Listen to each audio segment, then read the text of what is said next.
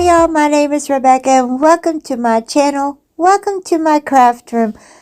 I know that it looks a little congested, but I craft here and so it's going to look perhaps a little bit chaotic. It's neat and tidy. I know where everything's at, but it is a chaotic, organized mess.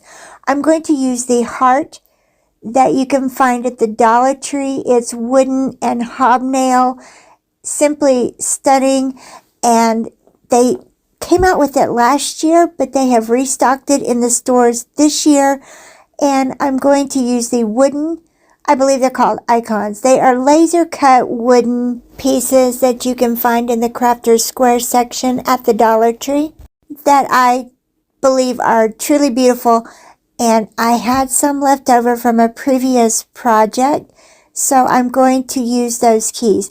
I'm going to use some Dollar Tree twine and measure from the top of the hanger that's attached to the back of the heart to the bottom inside corner of the heart, so that when I run a piece of twine through the key and tie that off, I can attach the other end of twine to the hanger and it kind of falls loosely over the outside edge of the heart.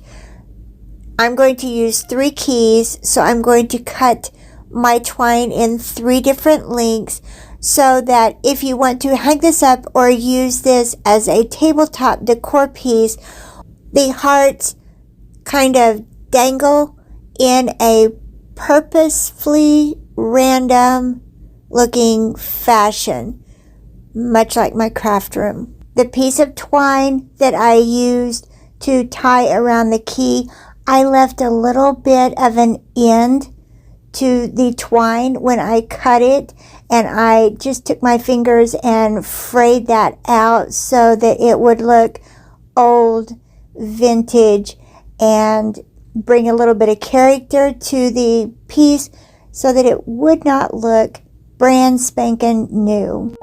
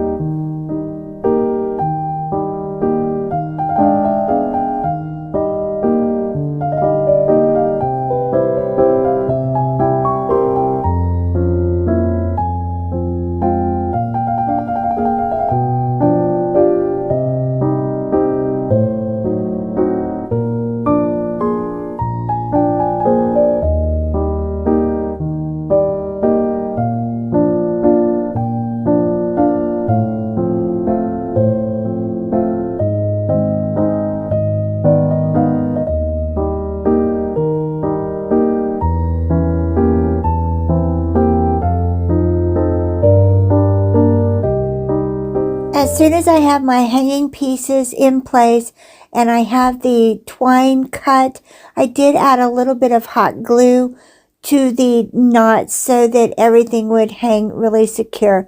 Now I'm going to add a tassel to my piece. I still like them. I still think that they're really cool. And I grabbed the icon box because it was actually the correct size. And I wrapped twine around it about 10 times. I did run a piece of twine through the top so that I could attach it later. And then I used jute cord to wrap around the top, probably about 1/2 inch from the top. And I wanted just a chunky rustic element to it, and the jute cord was something that really added an extra touch.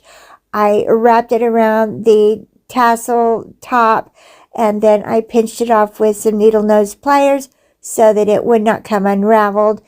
And then I just trimmed my tassel ends off. Everybody says they give it a haircut. I really don't.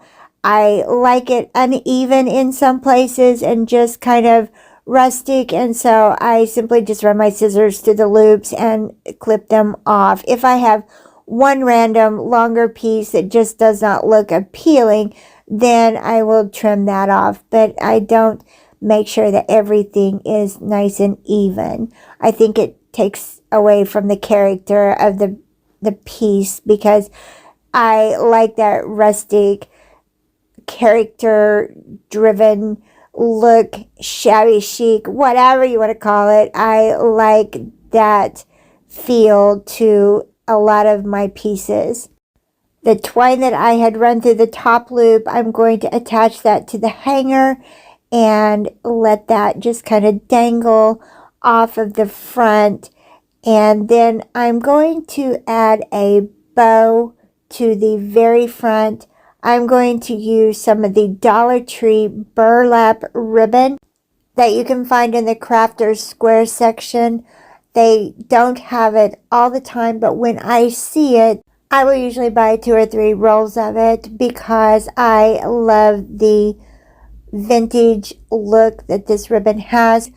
And I'm going to layer it on top of each other and then tie it very tightly in the middle with some twine and hot glue that to the front of the heart. You can hang this or very easily turn this into a tabletop decor piece by gluing 2 tumbling tower blocks together and hot gluing those to the edge of the heart so it will stand upright.